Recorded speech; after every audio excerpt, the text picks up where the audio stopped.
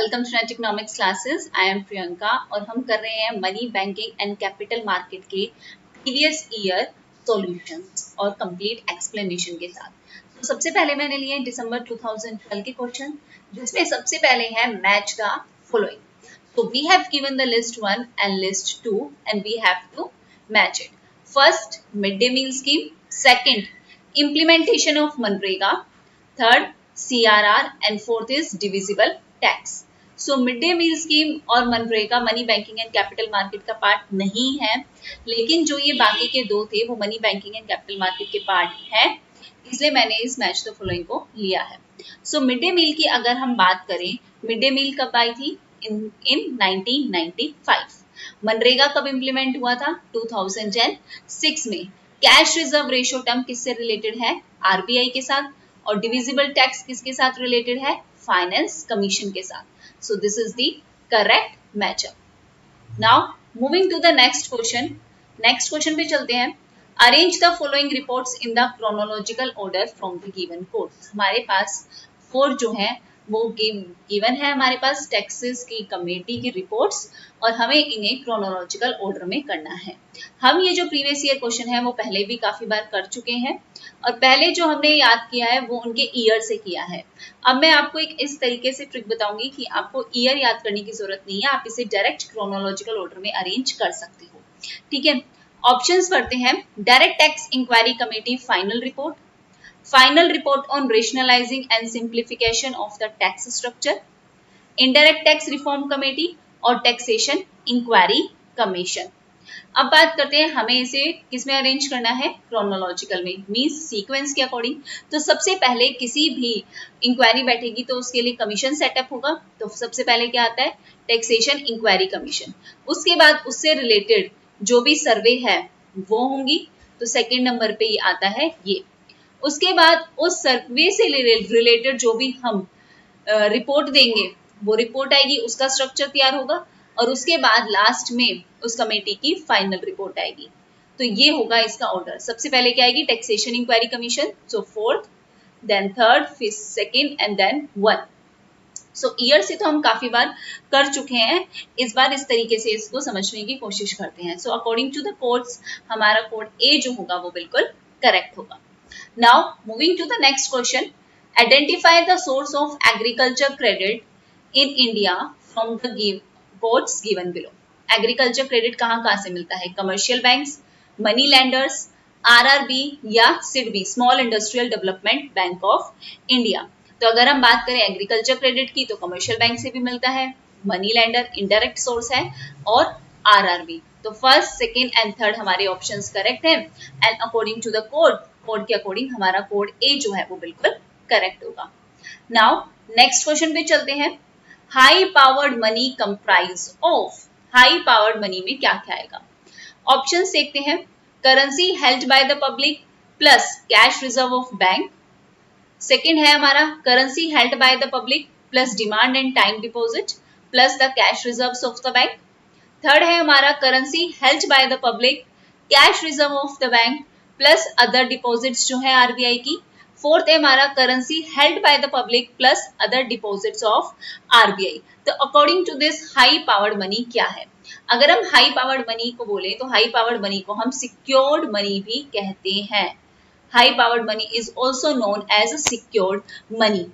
अब high powered money में और मनी में क्या डिफरेंस होता है?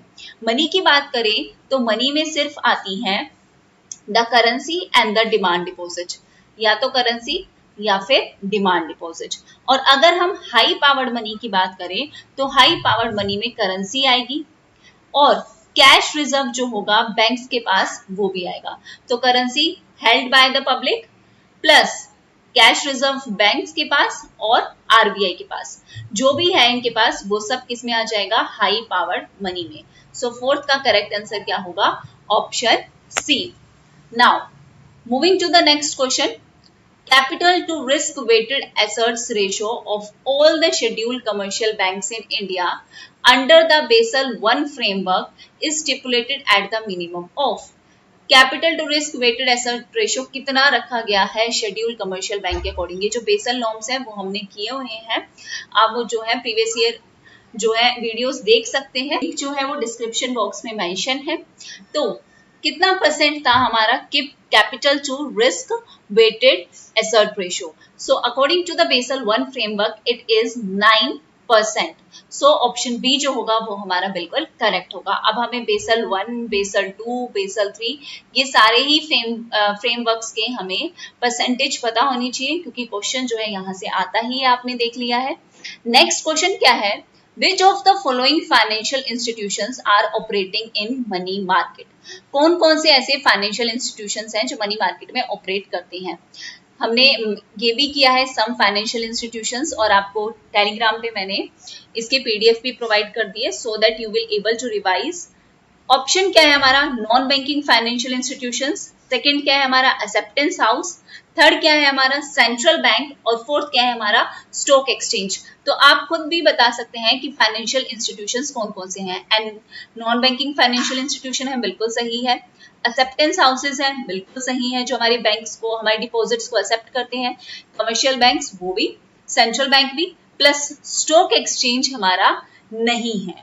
क्या नहीं है? मनी मार्केट का पार्ट नहीं है, फाइनेंशियल इंस्टीट्यूशन नहीं है। सो ऑप्शन हमारे फर्स्ट, सेकेंड एंड थर्ड सही होंगे। कोड्स देख लेते हैं। According to the code D is correct. Now moving to the next question, which of the following is the broad money? M3। ये भी हमने सबसे फर्स्ट वीडियो में किया था money banking and capital market की, जिसमें M1, M2, M3, M4 हमने सबके बारे में डिस्कस किया है डिटेल में। आप वो वीडियो देख सकते हैं। ठीक है, यहां से क्वेश्चन आ सकता है। M3 आया है तो M1, M2 कोई भी आ सकता है आगे।